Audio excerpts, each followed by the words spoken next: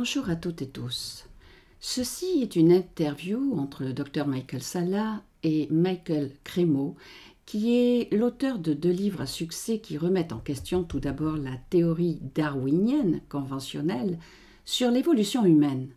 Il présente à la place des faits soutenant une nouvelle théorie radicale de l'évolution qui est cohérente avec les affirmations d'une intervention extraterrestre.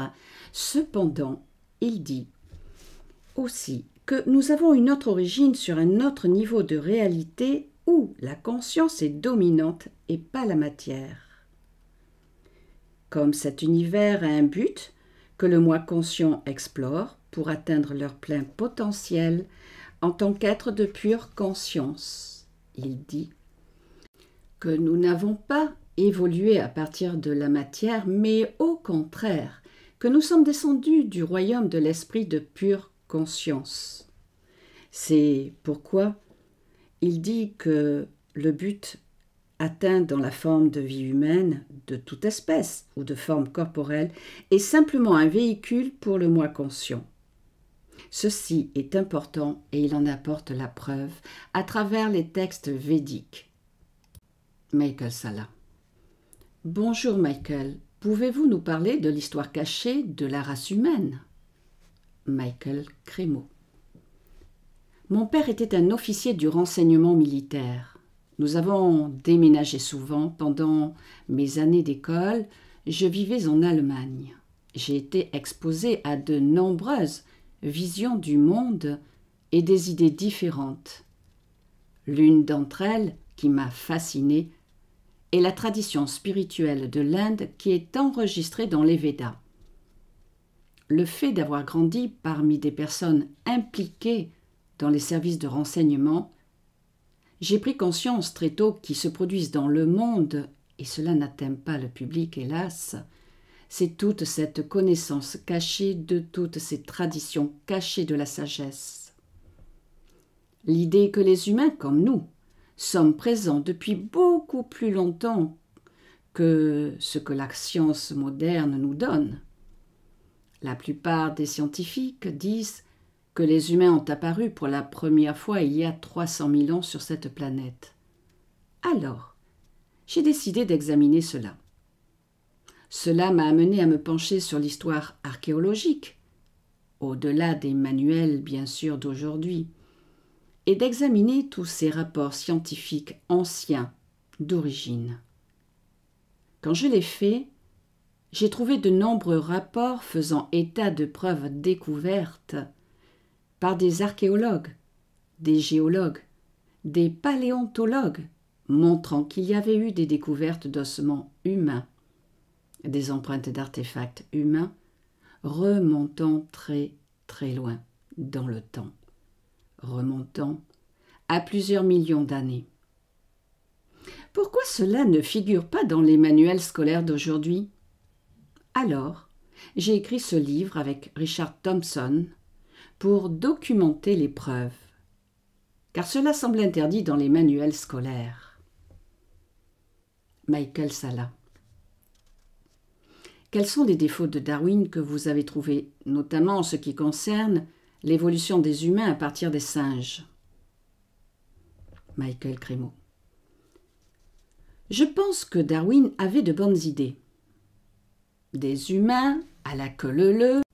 En ce qui concerne l'évolution, beaucoup ont spéculé sur l'origine humaine. Les humains devaient avoir évolué à partir d'un ancêtre simiesque qui existait il y a des millions d'années. Si cela était vrai, il devrait y avoir des chaînons manquants intermédiaires. Ils n'ont pas trouvé de chaînons manquants. Ils trouvaient des preuves que des humains comme nous existaient il y a des millions et des millions d'années. Et toutes ces recherches se sont poursuivies depuis les années 1800. Puis, finalement, vers les années 1990, ils ont finalement découvert ce qu'ils considéraient le chaînon manquant. L'homme de Java, qui a été découvert par un chercheur néerlandais à Trinil, qui fait partie de l'Indonésie, à Java. Cette découverte n'est en réalité qu'un crâne. Vous savez peut-être que cela a commencé avec les australopithèques, comme vous voyez dans le diagramme, puis avec l'Homo habilis, ensuite l'Homo erectus, puis les Néandertaliens et les humains. Mais maintenant, ils ont des preuves que nous avons coexisté avec eux, et même croisé avec eux. Le génome humain contient des gènes néandertals. Il y a une autre espèce qu'ils ont nommée les Denisoviens. Nous avons aussi des gènes Denisoviens. Aussi, notre propre génétique, l'histoire de notre espèce, ressemble de plus en plus à ce que nous avons coexisté pendant des millions et des millions d'années avec d'autres espèces d'hominidés et avec des singes. Michael Salla. Y avait-il plus d'une espèce d'humains intelligents coexistant les uns avec les autres? Je pense par exemple au crâne de Boskop, découvert en Afrique du Sud, qui démontrait qu'il avait une plus grande capacité cérébrale. Michael Cremo. C'est ce que j'ai proposé. Il y a toujours eu des humains comme nous, il y a toujours eu des créatures qui ressemblent aux humains, que l'on peut appeler des humanoïdes. C'est ce que suggèrent ces preuves réelles. Cela est cohérent avec ce que déclarent les anciennes traditions de sagesse comme les Védas, qui nous disent qu'il y a plus de 400 000 espèces ressemblant à des humains dispersés dans tout le cosmos. Donc, nous ne sommes pas la seule espèce humaine intelligente, semblable à l'humain dans l'univers. Cela dépend de notre niveau de compréhension, du fait que l'univers a un but. C'est que nous ne sommes pas des créatures accidentelles. Cet univers est un système de réalité universelle, en fin de compte. Mais il a un but, de permettre aux cellules conscientes, car nous sommes tous conscients et personne ne peut le nier. Et là, la science moderne n'a aucune explication sur comment on obtient la conscience. Je veux dire, ils affirment par les neurones de notre cerveau, mais personne ne peut expliquer comment cela peut se produire. Je pense que toutes les cellules conscientes sont extraterrestres, du fait que l'être n'est pas un produit de la matière. Nous avons une autre origine, sur un autre niveau de réalité, où la conscience est dominante et pas la matière. Comme cet univers a un but, que le moi conscient explore, pour atteindre leur plein potentiel en tant qu'être de pure conscience. Ce but est atteint à travers la forme de vie humaine, de toute espèce ou de toute forme corporelle qui est un véhicule pour le moi conscient.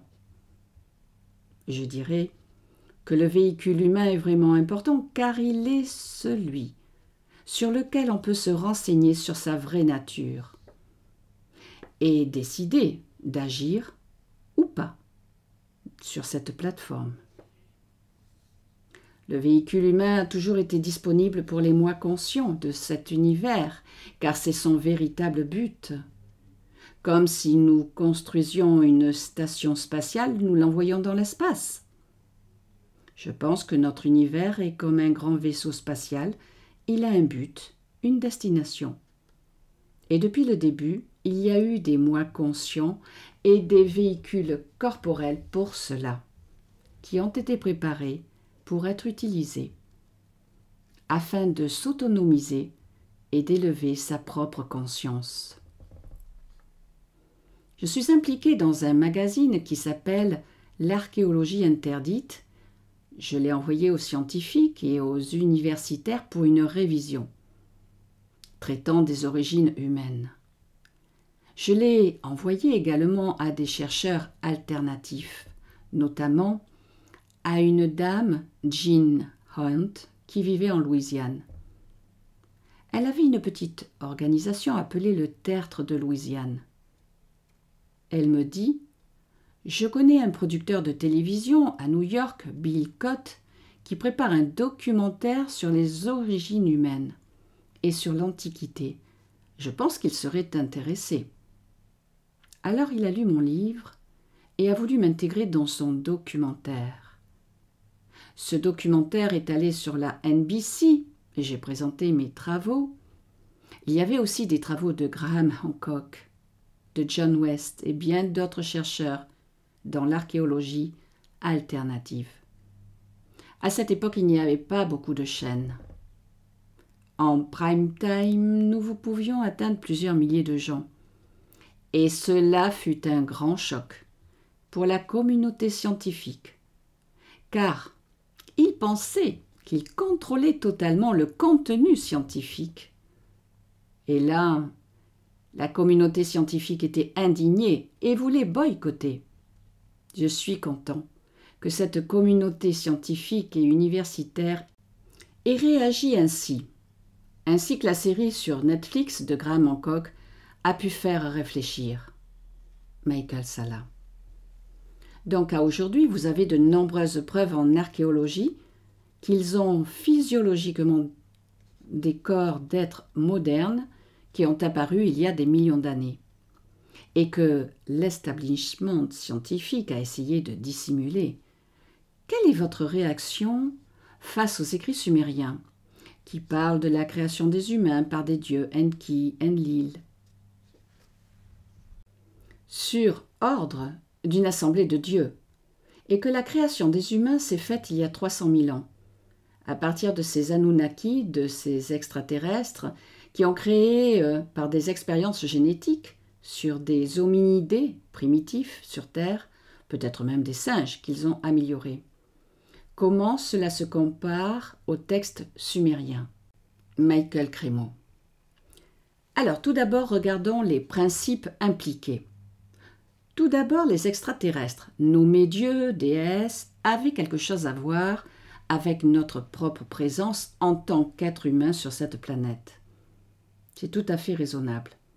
Car si nous regardons la complexité au niveau biomoléculaire des êtres humains ou tout type d'organismes, il est très difficile de dire comment ils auraient pu se reproduire par les mécanismes proposés par la science moderne. Il y a dû avoir une implication d'être ou d'intelligence d'un niveau d'expertise plus élevé dans ce domaine. De la façon dont notre univers est structuré, de telle manière qu'il y a des êtres de niveaux différents d'intelligence, qui ont quelque chose à voir avec l'origine des différents corps, des différents types de plantes, des différents types d'animaux, d'insectes, etc. Les récits sont soutenus par différentes cultures. Chaque culture a sa propre cosmologie. Elle explique d'où tout vient et comment cela est né. De sorte que les Sumériens ont leur propre texte. Ils expliquent les principes généraux, sauf qu'il y a des êtres supérieurs, plus intelligents, qui ont à voir avec l'origine humaine. Et je ne suis peut-être pas d'accord avec leur échelle de temps. Michael Salla. En termes d'échelle de temps, vous acceptez que les Anunnaki sont intervenus à un moment donné et ont bricolé génétiquement des hominidés pour les améliorer. Michael Cremo. Oui, mais je ne me limiterai pas du tout à cela, car le corps humain et toutes les variétés des corps qui sont présents sur cette planète, je laisse aux auditeurs se faire une idée, je ne prétends pas savoir la vérité, mais si vous me posez les questions, j'ai toutes ces preuves qui contredisent les théories dominantes sur les origines humaines. Vous connaissez l'explication darwinienne, alors qu'allez-vous mettre à la place? D'où venons-nous? Nous ne sommes que des machines faites de molécules. En ce qui concerne la conscience, c'est juste le résultat de molécules dans la zone du cerveau, qui se sont organisées d'une manière suffisamment complexe pour que la combinaison émerge de ces combinaisons chimiques. Mais vous savez que dès que l'heure de la mort arrive et que les combinaisons chimiques dans le cerveau ne sont plus, alors la conscience a sa propre existence indépendante, en dehors de la matière, en dehors du cerveau, en dehors du corps. Je donne des preuves qui sont cohérentes. Par exemple, les expériences tirées des EMI, des expériences de mort imminente, de souvenirs de vie antérieure ou bien d'autres catégories de recherche qui montrent qu'en plus du corps physique grossier, constitué d'éléments chimiques, il existe un corps mental doté parfois de pouvoirs inhabituels. Les gens appellent cela pouvoirs paranormaux. Au-delà de tout cela, il existe ce moi conscient qui utilise les corps mentaux et physiques. De sorte que cet individu conscient originel vient d'un autre niveau de réalité. Il n'a pas évolué par des combinaisons de matière, il est descendu, venant d'un royaume supérieur et s'est associé à ces éléments matériels qu'est le corps, à la fois éléments matériels grossiers et subtils. Le but de la vie est de réévoluer pour atteindre cette nature originelle, pour que l'homme fasse preuve de grande sagesse. Michael Salla. De sorte que les êtres qui ont évolué de cette manière depuis la pure conscience vers le royaume de la matière ici en 3D se trouvent maintenant dans un corps physique. Alors, parlons-nous d'un certain nombre d'êtres faisant tout cela en même temps, créant une nouvelle race qui se croise avec d'autres races sur Terre? Michael Cremo. J'ai un concept cyclique de la façon dont cela arrive. Je pense que cela arrive à plusieurs reprises. Si nous regardons le cosmos à grande échelle, nous voyons qu'il y a des cycles de manifestation et de destruction. Nous pouvons voir cela de manière cyclique dans notre monde, tout comme le cycle quotidien, le cycle saisonnier. Il y a des cycles qui se produisent régulièrement dans le cosmos, et l'un d'entre eux est constitué de dévastations cycliques qui ont lieu périodiquement sur cette planète et au-delà, de sorte que le cosmos est dans un état dormant et que les cellules à l'intérieur sont comme endormies. Puis, à un certain moment, les choses se manifestent. Elles prennent leur véhicule corporel, se manifestent. Et elles n'agissent pas seulement dans une seule vie, car je crois en la réincarnation. Il peut y avoir une évolution du moi conscient à différents types de corps, végétaux, animaux, humains, et même au-delà, le superhumain. Mais, quel que soit le type de véhicule dont il s'agit, c'est temporaire. C'est la situation dans le cosmos à un niveau de réalité qui est temporaire, dans le sens où parfois les choses se manifestent ou pas. Mais il y a un niveau de réalité où on ne subit plus. On se manifeste dans sa véritable identité, en permanence. C'est comme si vous étiez un acteur dans différents rôles, dans différents films, et on oublie progressivement qui on est. Ensuite, l'acteur peut faire une analyse pour essayer de comprendre qui suis-je en dehors de tous ces costumes que je joue? Qu'est-ce que c'est tous ces différents rôles? Je pense que c'est ce que nous devrions découvrir en fin de compte. Qui sommes-nous réellement? Je pense que le plan pour la forme de vie humaine a toujours été là. Il n'y a pas d'origine, il existe depuis toujours. Nous devons le reconnaître et le réaliser. Michael Salla. Les Grecs ont parlé de leur cycle, l'âge d'or, l'âge d'argent, l'âge de bronze. En hindou, on parle de cycles similaires, auxquels vous faites allusion, le Satya Yoga, le Trayuga Dapa, le Kali Yuga, etc. Quand vous êtes dans ce point culminant d'une civilisation en termes de cycle, vous avez plus de cet esprit pur qui se manifeste sous forme de corps physique. Michael Cremo. Oui, je pense que cela nécessite que nous repensions ce que nous entendons par civilisation avancée. Nous pensons qu'une civilisation avancée est une civilisation qui a de la technologie abondante, des réalisations de grande envergure. Nous avons ce genre de société aujourd'hui. Mais cela n'est pas exempt de nombreuses perturbations et difficultés. Il se peut qu'une civilisation avancée ait contrôlé le niveau de technologie extraterrestre, qui peuvent être très destructrices pour l'environnement et des êtres vivants qui peuplent cet environnement, y compris d'autres êtres humains que nous avons tendance à utiliser. Nos technologies pour accroître nos capacités à dominer le contrôle, exploiter les autres individuellement ou collectivement, de sorte qu'une civilisation avancée ne soit pas nécessairement accompagnée de ce que nous appelons comme des systèmes gouvernementaux élaborés, des militaires, des institutions financières, politiques. Dans le Satya Yuga, selon la cosmologie védique, la plupart des gens étaient très avancés en termes de conscience. Ils étaient tous des pratiquants de yoga, de méditation, vivant très simplement sans les divisions de classe. Ils étaient en très bonne santé, vivaient très longtemps, et tout était très paisible. Mais à travers le cycle suivant, le Trayuga, les choses déclinent un peu. Les gens sont très moraux, éthiques, enclins à développer la conscience, mais ils se sont divisés en différentes classes. Et ils ont développé la vie urbaine, les divisions entre les pays. Puis, dans le prochain yuga, les choses déclinent encore un peu plus.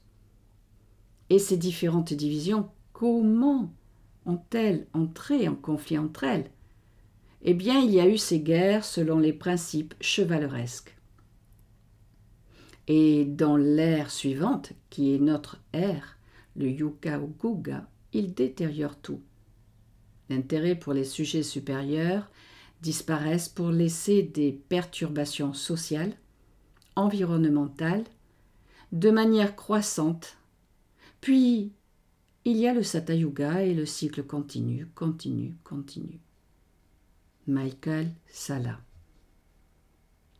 Les archéologues occidentaux ont tendance à se concentrer sur les textes sumériens ou égyptiens en termes d'origine de l'humanité. Michael Cremo. Les différentes visions du monde, les cultures à différents moments de l'histoire ont toutes tendance, d'une manière ou d'une autre, à faire partie simplement d'une hiérarchie cosmique d'êtres. En d'autres termes, il y a les humains, il y a les demi-dieux avec des noms différents, anges, ou d'autres noms pour la tradition sumérienne. Mais par-dessus tout cela, il y a ce niveau terrestre que nous habitons, il y a ce royaume supérieur de ces demi-dieux, puis il y a, au-dessus, ce niveau de pure conscience où là, il y a une sorte d'intelligence supérieure, directrice. Donc, ils ont tous à avoir des caractéristiques semblables et le moi supérieur survit après la mort physique. Ils ont tous tendance à avoir un système de transmission de la sagesse des temps anciens. Vous savez, si vous êtes à la recherche et qu'il y a une gamme, cela ne veut pas dire que les choix que font les autres sont faux. Je dirais qu'en étudiant que les cosmologies disponibles, la cosmologie Veda est la plus possible. Et voici les raisons.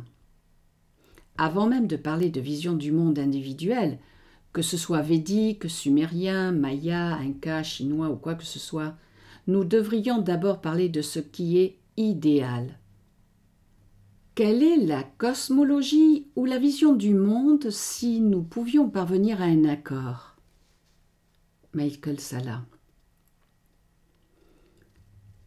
Je sais que les archéologues conventionnels considèrent cela comme de la mythologie quand ils parlent de dieux, de démons, et je me demande si la thèse des anciens extraterrestres a plus de sens, selon laquelle tous ces êtres sont liés à des extraterrestres en visite venant d'autres systèmes solaires, qui arrivent ici, colonisent la Terre avec leurs vaisseaux spatiaux, décident de modifier génétiquement l'humanité et se font la guerre, les uns les autres.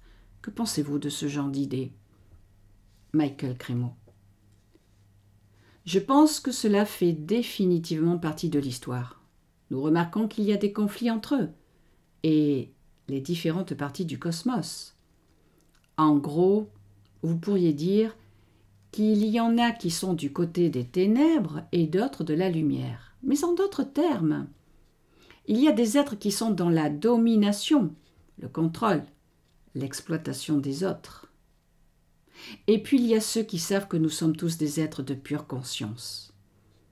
Trouvons comment satisfaire nos besoins matériels de la manière la plus simple, efficace, naturelle et équitable pour tous.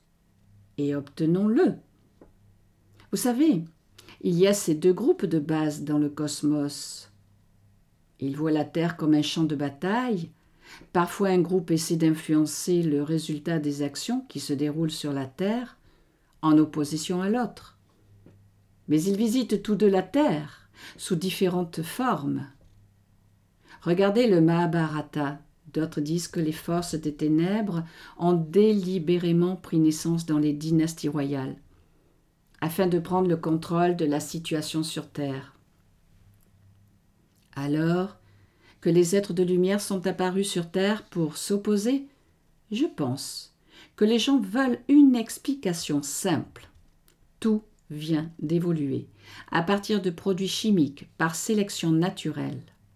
Soit les gens veulent un récit simple, comme Dieu créa la Terre en 7 jours, soit les gens veulent un récit d'extraterrestres, mais l'histoire réelle est beaucoup plus complexe que cela, car elle peut être un entrelacement d'éléments, de récits scientifiques, de récits darwiniens. Elle peut impliquer les fils du récit extraterrestre, elle peut impliquer les fils du Créateur.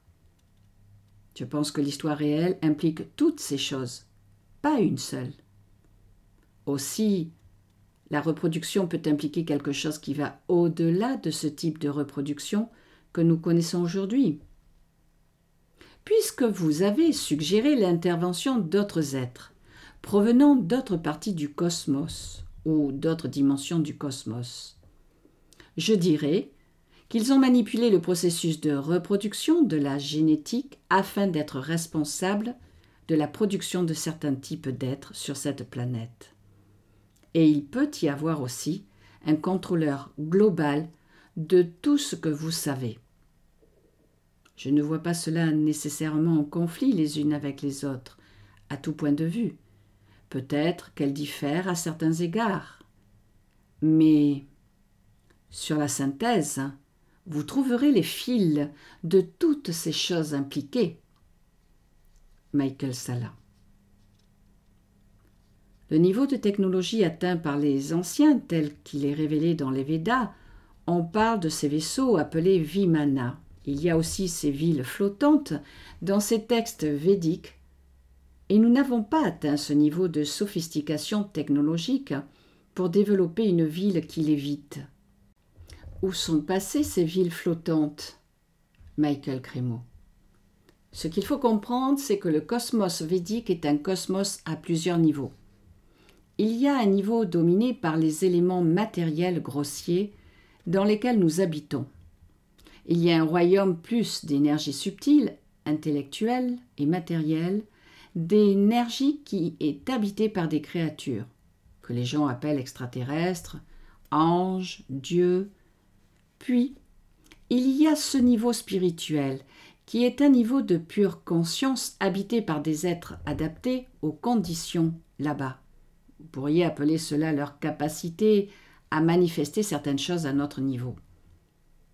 Nous essayons, de par notre intelligence, d'utiliser la matière afin de créer toutes les technologies que nous pouvons. Et nous avons développé maintenant, nous avons ces avions spatiaux, etc. Mais les anciens, tels que décrits dans les Védas, comment ont-ils obtenu leur technologie? Peut-être que cela n'a pas été un obstacle, il y a un récit védique sur lequel un roi sur terre, du côté obscur, voulait un vaisseau. Il n'a pas eu besoin d'ingénieur sur terre. Il l'a obtenu d'un être supérieur, d'un être extraterrestre, Maya Donova, qui était un ingénieur dans le cosmos du côté des ténèbres. Il y a donc une description très élaborée de vaisseau ou vimana qu'il a obtenu et il l'a utilisé comme navire de guerre afin d'attaquer une ville, Dwarka, qui était la capitale du chef des forces du bien dans le cosmos, c'est-à-dire Krishna. Il a attaqué la ville avec ce qui semble être des armes à faisceau d'énergie, et selon les descriptions de cet engin, il était capable d'apparaître à différents endroits à la fois, afin de tromper ceux qui protégeaient. Cela ressemble à ce que nous avons aujourd'hui, à ces missiles balistiques intercontinentaux qui arrivent pour livrer des armes atomiques, peut-être à un pays ennemi, et l'ennemi enverra de nombreuses ogives. Tout cela pour confondre les défenseurs, afin qu'ils ne sachent pas comment se protéger. Lesquelles sont les vraies ogives, lesquelles ne le sont pas. Tout est là, tout est décrit dans les textes anciens, que nous avons incorporés que très récemment dans nos technologies militaires.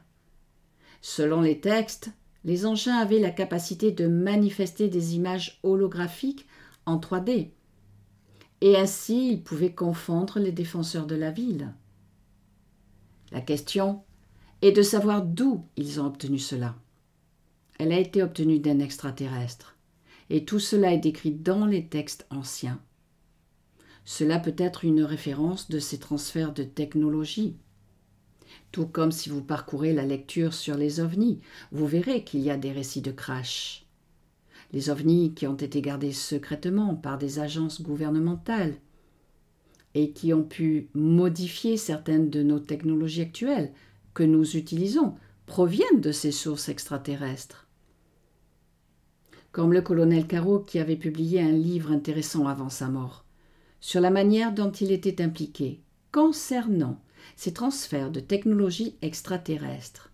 Selon lui, comme nos ordinateurs et nos téléphones portables, cela est basé sur des technologies d'ingénierie provenant des ovnis crachés. Michael Salla. Vous mentionnez Dwarka et Krishna. Krishna est vénéré dans le monde hindou. Il est de coloration bleue, cela suggère qu'il pourrait être membre d'une civilisation extraterrestre qui a colonisé la Terre et la ville de Dwarka où se trouvent les ruines, où il semble que tout cela a été découvert. Pouvez-vous nous dire si Krishna est membre d'une race extraterrestre, car on parle de cette guerre dans le Mahabharata utilisant des technologies avancées, ensuite qui a été submergée au fond de l'océan. Michael Cremo. Oui, Krishna est un avatar, qui signifie que la personnalité descend d'un niveau supérieur de réalité. Il est venu d'un niveau beaucoup plus supérieur. Il a peuplé la terre avec ses descendants. Au-delà de cela, la compréhension la plus profonde est qu'il avait un tel intérêt pour ce qui se passait sur cette planète, de sorte qu'il est descendu personnellement de son propre royaume supérieur. Les gens ont un grand respect pour Krishna en Inde et ailleurs dans le monde, parce qu'il est considéré comme la source de tout ce qui existe. Il a défendu la ville contre les ténèbres, qui avaient obtenu ce Vimana, des forces les plus sombres du cosmos. Krishna a finalement abattu ce vaisseau, ce Vimana, et si l'on cherche cet objet ancien, il s'est écrasé sur les côtes de Dwarka. Mais il est dit qu'une fois que Krishna a fait ce qu'il fallait, il est retourné à sa réalité originelle, qui est le niveau le plus élevé de la réalité. Et à ce moment-là, il est dit que les océans couvraient la ville de Dwarka. J'ai rencontré un archéologue marin indien, Dr. Real, qui a été le premier à enquêter sur les mers au large de Dwarka, Il a localisé les restes d'une ville ancienne. À son avis, il semble que cela soit la ville de Dwarka de Krishna. Alors, oui, il y a des restes de la ville. Mais vous trouvez des récits comme celui-ci dans de nombreuses traditions. Je veux dire que l'Atlantide est très célèbre. Vous avez idée qu'il y avait une civilisation très avancée à cet endroit, qui a été recouvert ensuite. C'est un récit similaire. Michael Salla. Ce sont des récits incroyables que l'on peut trouver dans des récits védiques. Vous pouvez aller voir les Égyptiens, les Mayas, qui parlent également de ces anciens dieux et de toutes ces technologies perdues. Je sais que vous avez trouvé un concept pour décrire ce qu'est la filtration des connaissances qui fonctionne pour conserver les preuves de ce genre, comme les anciennes origines humaines, et toutes ces technologies avancées qui ont été perdues. Comment conserver tout cela pour garder tout à l'écart? Michael Cremo.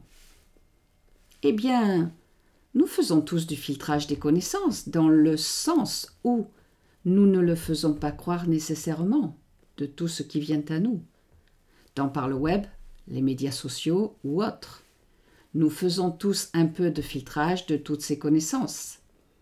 Le problème arrive lorsque le public applique 2 poids 2 mesures. Dans leur propre filtrage des connaissances, je veux dire par là dans le traitement de l'archéologie interdite, par exemple. Vous pouvez parler d'un policier que vous appréciez, vous dépassez la vitesse, il vous dit de passer, alors que vous êtes en infraction. Et puis de l'autre côté, il ne vous apprécie pas, il n'apprécie pas la race, ou pour une raison quelconque, vous dépassez la limite de vitesse, et là, vous êtes arrêté, harcelé. Vous avez 2 poids, 2 mesures. Et c'est là que cela devient un problème. C'est selon l'appréciation. Nous avons documenté cela 2 poids 2 mesures dans le traitement des preuves archéologiques. Elles sont traitées avec beaucoup d'indulgence et tout ce qui contredit est soumis à un examen très approfondi. Toute petite chose qui n'est pas à sa place devient une raison. Nous avons beaucoup documenté. Par exemple, au XIXe siècle, de l'or a été découvert en Californie. Les mineurs sont allés là-bas pour obtenir l'or. Et à l'intérieur des tunnels miniers, ils ont trouvé des os humains, des artefacts humains. Ceux-ci sont venus à l'attention de ces découvertes. Le docteur Whitney, géologue en chef du gouvernement, a fait ses propres recherches. Et il a conclu que ces découvertes étaient authentiques. Il a publié un rapport massif à ce sujet, sorti de l'université de Harvard en 1880. Ces découvertes ont été faites dans des couches de roches dont les géologues modernes nous disent qu'elles sont vieilles de 50 millions d'années, ce qui est complètement hors de portée pour les scientifiques, comme William Holmes, qui était anthropologue à l'Institut Smithsonian de Washington et qui a déclaré qu'il n'aurait pas publié ce rapport malgré l'imposant éventail de témoignages. C'est pourquoi aujourd'hui nous ne voyons plus ces découvertes mentionnées dans les manuels. Il y a beaucoup en sa faveur. Holmes est un scientifique responsable et la façon dont le processus fonctionne est assez subtile, que cela soit une conspiration délibérée visant à supprimer la vérité, ou bien d'un scientifique qui pense que quelque chose ne va pas avec. Je dis souvent aux scientifiques de garder les données pertinentes pour leur propre domaine d'étude.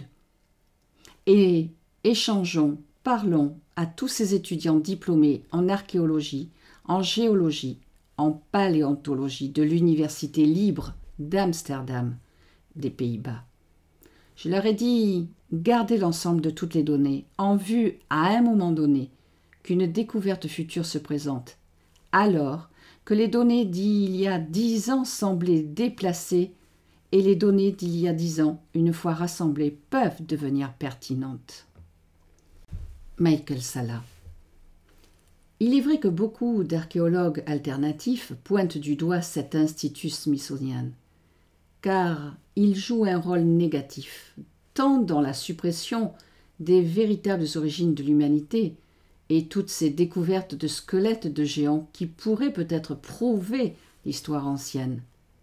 Que pouvez-vous nous dire sur la dissimulation de cet institut smithsonien, de cette sagesse ancienne, de ces squelettes de géants? Michael Cremo. Je crois que les géants ont existé. Il existe d'ailleurs de nombreux rapports crédibles faisant état de découvertes. Et vous savez, du point de vue des textes védiques, ils décrivent que les êtres étaient bien plus grands qu'ils ne le sont aujourd'hui. La difficulté, pour moi, a été que je n'ai pas pu vérifier personnellement l'existence de restes squelettiques. Il y a beaucoup de personnes qui ont découvert des individus mesurant plus de 2 mètres, que l'on trouve notamment dans le Nevada. Mais actuellement, on trouve bien des basketteurs qui mesurent cela. Mais il n'y a personne pour l'instant qui mesure plus de 3 mètres, ce que je considère comme un géant. À aujourd'hui, personne n'a été capable de me montrer les restes réels d'un géant.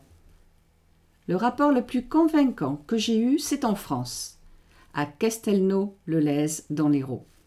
Au début du XXe siècle, trouvé par un anthropologue, le docteur Lapouge, il n'a pas trouvé un squelette humain complet, mais un humérus du bras, un tibia et un fémur de la cuisse. L'être humain mesurait à peu près 3,50 m. Tout cela a été publié dans des revues scientifiques dans le monde entier. Cela serait intéressant si nous pouvions convaincre le monde scientifique de l'existence d'humains géants. On m'envoyait des photos où des squelettes apparaissaient. Et les archéologues, cependant, selon la position du soleil, présentaient les personnes à côté du squelette. Une ombre aurait dû être projetée sur le squelette, mais ce n'était pas le cas. Et cela a été admis que c'était du collage Photoshop. Vous avez ce genre de choses qui brouillent et c'est un peu le problème. Je pense que ce dont nous avons besoin, ce sont de véritables preuves scientifiques, de véritables spécimens d'os fossilisés. Michael Salla. Beaucoup de chercheurs pourraient vous dire que vous trouveriez cela à l'Institut Smithsonian, mais ils ne vous laisseront pas entrer. Pensez-vous qu'il y a plus d'ouverture sur l'archéologie, plus de vérité? Michael Cremo. Oui, je pense qu'il y a des progrès.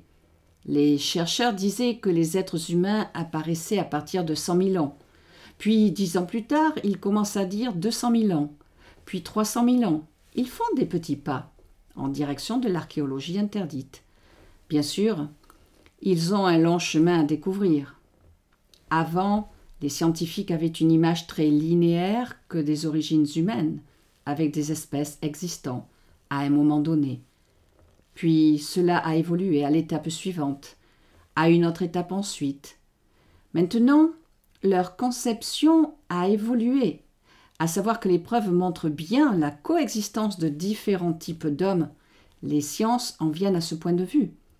Elles pensent qu'à quelques centaines de milliers d'années, les humains pouvaient coexister avec des Denisoviens, des Néandertals, des Homo erectus, etc.